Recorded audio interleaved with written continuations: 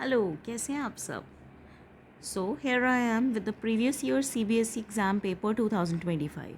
So tomorrow you have your board exam of mathematics. So let's take a quick revision of all the concepts. So this paper is of 3 hours.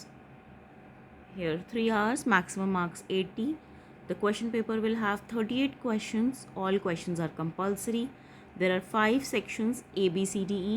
Section A MCQs, Section B VSA very short, Section C short answer, Section D long answer, Section E case study, and internal choice is also provided in 2 marks question in each case study. There is no overall choice.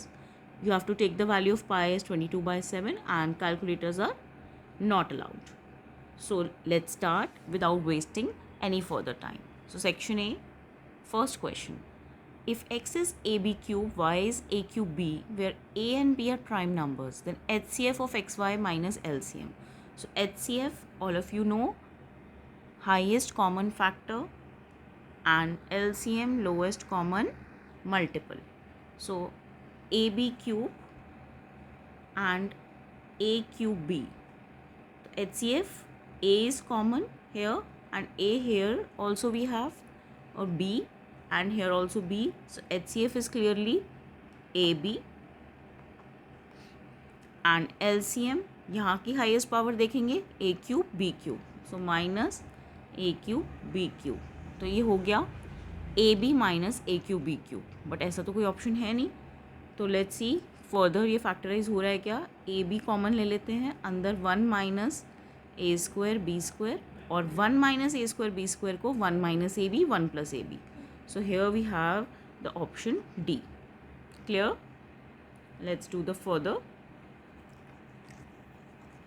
Question number 2, 1 plus root 3 square minus 1 minus root 3 square. इसको simple है, आपको बस brackets open करने हैं. 1 plus root 3 square A plus B whole square, 1 minus root 3 square A minus B whole square. So A what is A plus B whole square? A square plus B square plus 2ab.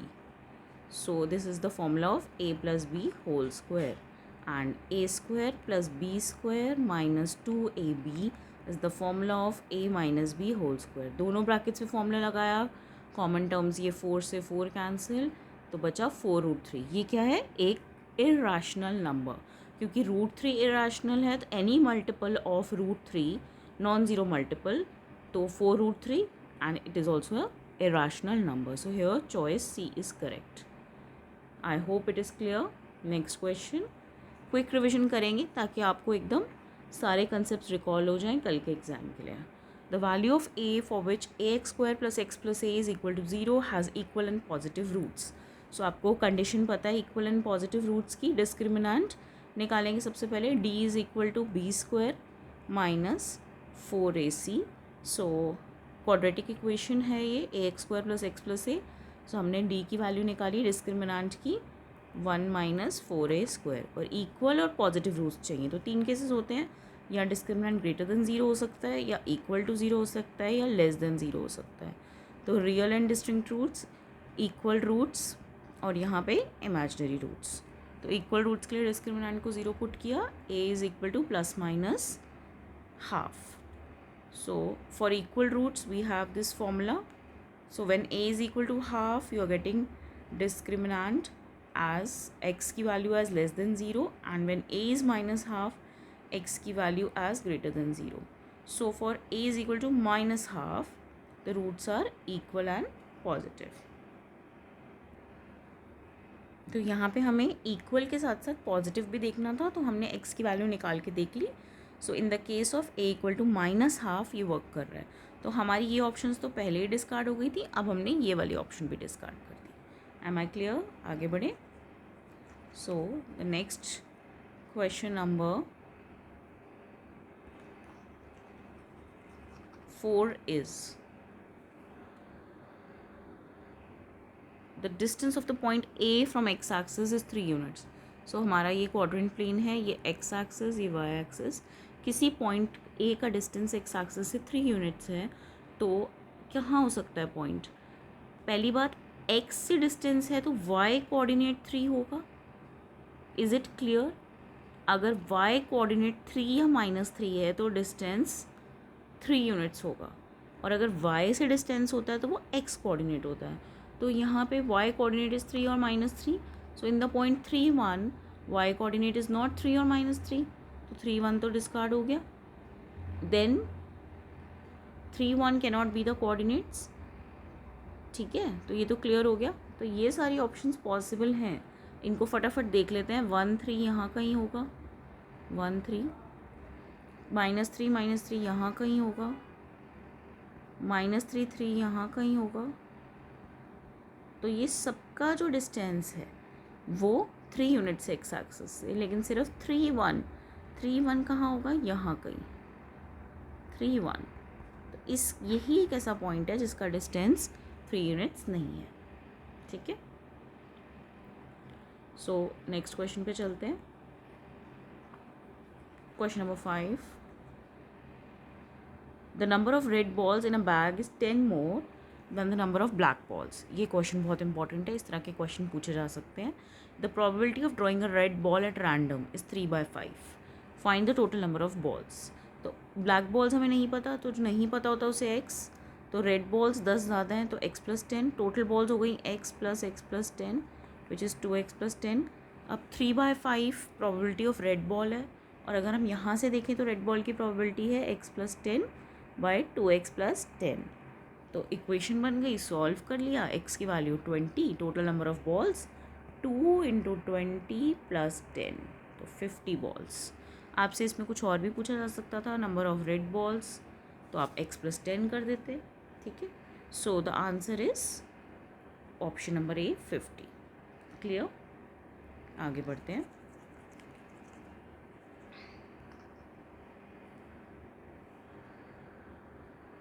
So question number 6.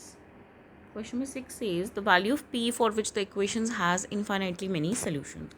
So infinite solution की condition आपको पता है, a1/a2 equal to b1/b2 equal to c1/c2। तो इन दोनों equations को हमने इस standard form में कन्वर्ट कर लिया, लेफ्ट हैंड साइड पे सारी टर्म्स को ले गए।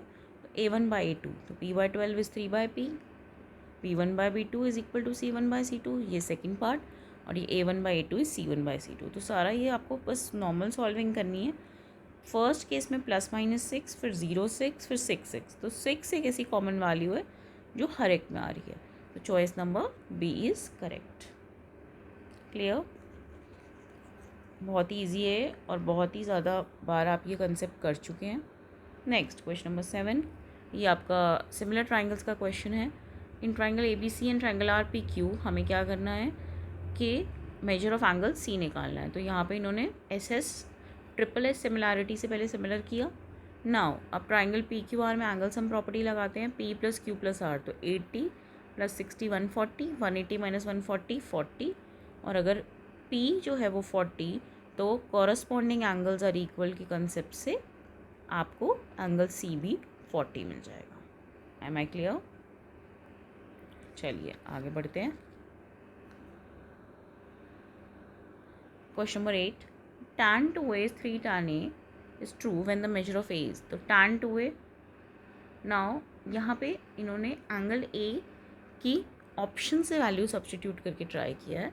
सो फर्स्ट ऑप्शन 90, सेकेंड 60, फिर 45, फिर 30।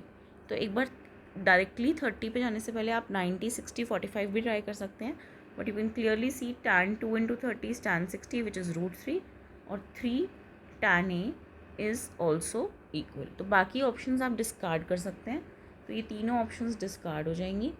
तो इस केस में आपका ऑप्शन नंबर डी ही करेक्ट होगा। आगे बढ़ते हैं। विच of the following statement is true? sin 20 is greater than sin 70, sin 20 is greater than cos 20, cos 20 is greater than cos 70, tan 20 is greater than tan 70. So we know that angle theta increases, the value of cos theta decreases. तो आपको ये पता है, इसका graph आपने draw किया हुआ है cos थीटा का। तो cos थीटा जो होता है cos 0 is 1, ये ऐसे करके जाता है ग्राफ, राइट। तो ये आपका थीटा जो है वो 0 से 90 पे जब जाता है तो वैल्यू ऑफ cos थीटा 1 से 0 पे जाती है। तो इसका मतलब ये एक डिक्रीजिंग ग्राफ है। तो cos 20 की वैल्यू cos 70 से बड़ी होगी, क्योंकि 20 70 से छोटा है, बट क्योंकि डिक्रीजिंग ग्राफ है तो cos 20 जो है वो cos 70 से बड़ा होगा। क्लियर? इसको आप ग्राफिकली भी कर सकते हैं, क्योंकि सबसे इजी मेथड यही रहेगा। Now next question, a 30-meter long rope is tightly stretched and tied from the top of a pole to the ground. If the rope makes an angle of 60 degree with the ground, the height of the pole is. तो यहाँ पे ये normal Heights and distance का question है। ये angle 60 है, ये h height है, 30 मीटर जो आपका हाइपोटेन्यूज है। तो sine theta is p by h, so perpendicular is h and 30 metre is the hypotenuse. Sine 60 की वैल्यू, अब तो आपको सारी साइन की वैल्यू याद होनी चाहिए। Sine 60 is √3/2, so height is 15√3। इसमें मेन है फिगर बनाना। अगर आपकी फिगर का कंसेप्ट क्लियर है तो you can easily do this question.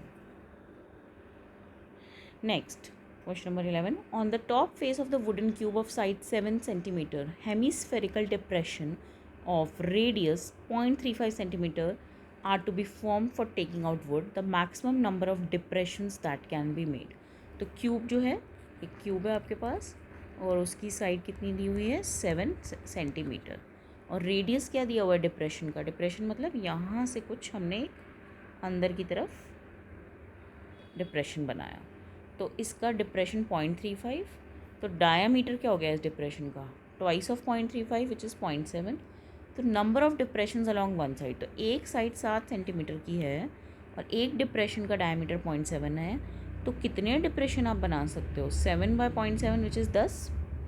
Now ये आपके एक साइड के डिप्रेशन है, hence maximum number of depressions that can be formed on the top face is number of depressions on one side का square, तो 10 का square which is 100।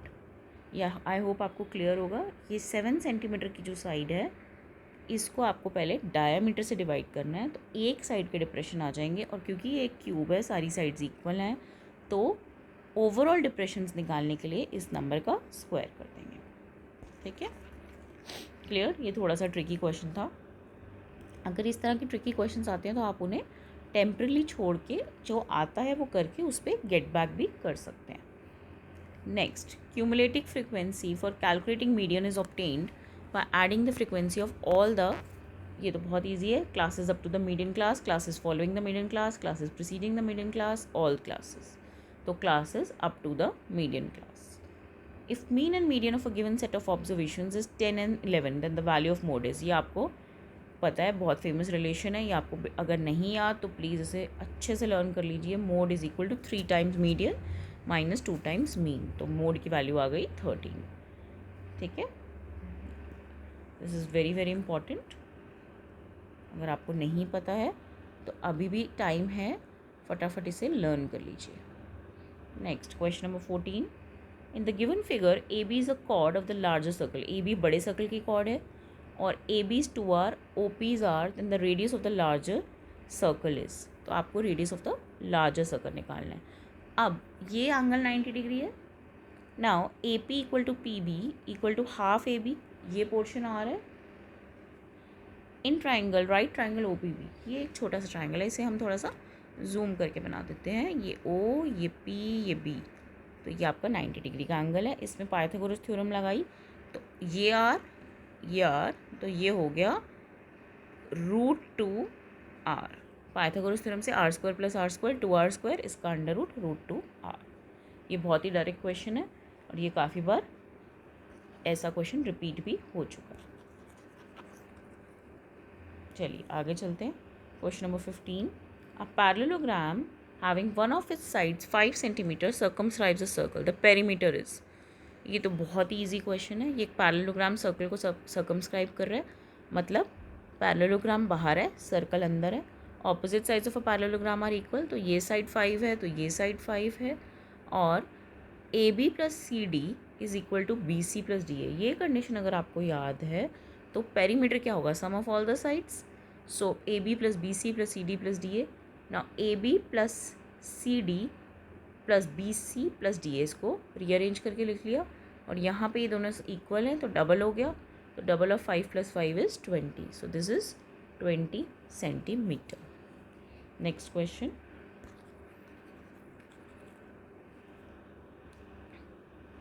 Question number 16.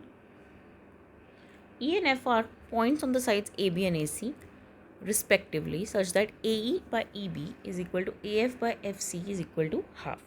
Ratio दिया हुआ है जिस रेशो में साइड्स डिवाइड हो रही हैं. Now which of the following relation is true.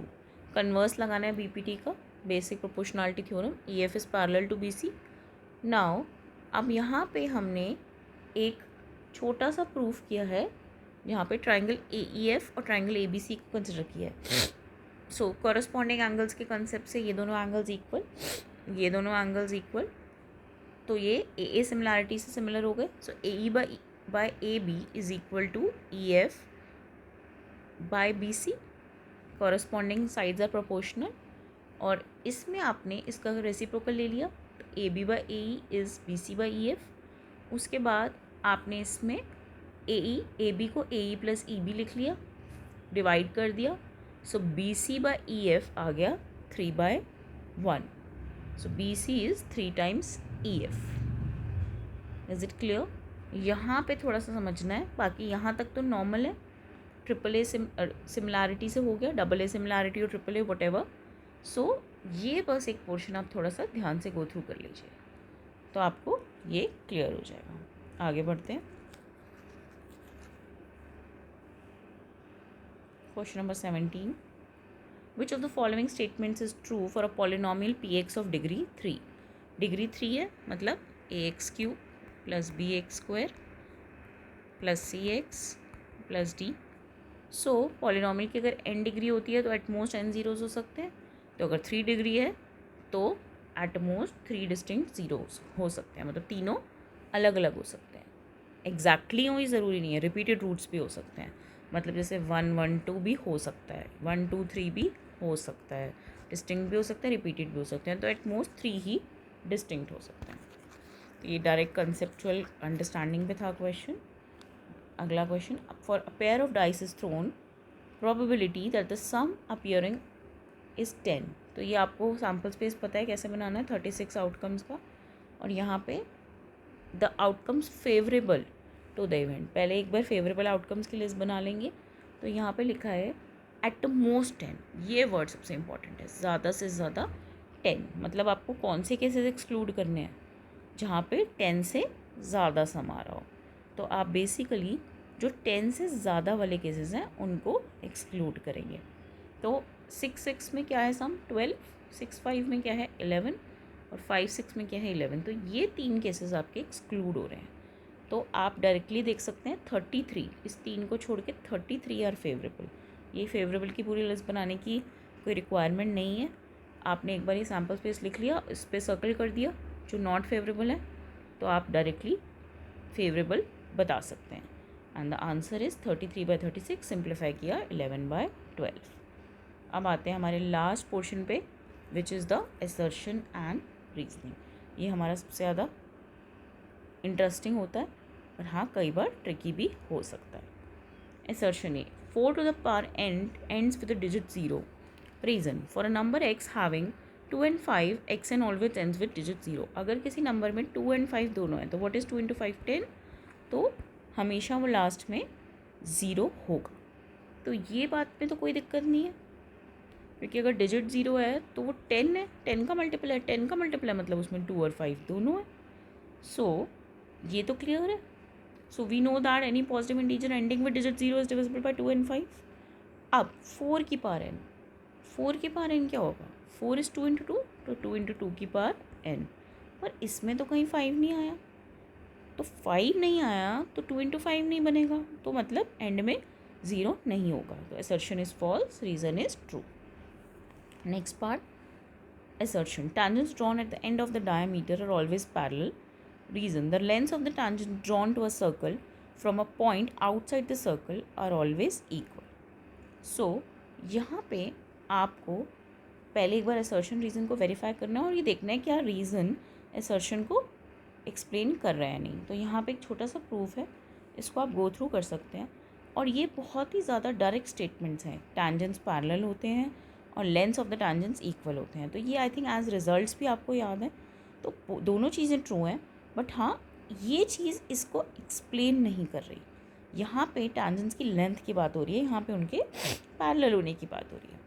तो इसका मतलब option number B is correct. Assertion reason are true but reason is not the correct explanation. ठीक है, क्लियर। सो आई नो आप लोग थोड़ा सा पैनिक होंगे क्योंकि कल आपका एग्ज़ाम है, तो मैं इस वीडियो को ज़्यादा लंबा नहीं करूँगी। यहाँ पे मैं एंड करती हूँ। मैं एक बार स्क्रॉल कर देती हूँ ताकि आप पेपर के सॉल्यूशंस को गो थ्रू कर सकें और देख सकें कि आपको सारे क्वेश्चंस अच्छे से याद हैं या नहीं। बट हम ज़्यादा डिटेल में अब नहीं डिस्कस करेंगे क्योंकि आई वुड लाइक कि अब आप अपनी अच्छी एक नींद लीजिए और एक फ्रेश माइंड से सुबह गॉड की ब्लेसिंग्स लेके एग्ज़ाम देने चाहिए। So just I am just scrolling the paper, you can just go through. This is the section B. This is the section C. Root 2 is an irrational number. ये बहुत ही famous questions हैं, हर बार आते हैं। ये आपका section D है। Area का formula use हुआ है। बेसिक प्रोपोर्शनैलिटी थ्योरम के बारे में कुछ रिपीटेड क्वेश्चंस हैं जो हर बार पूछे जाते हैं। मीन और मोड स्टैटिस्टिक्स का, फिर एंड में case studies.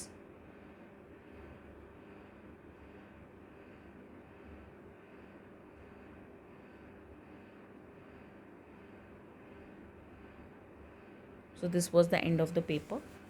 So all the best everyone for tomorrow. Have a very nice day. Thank you.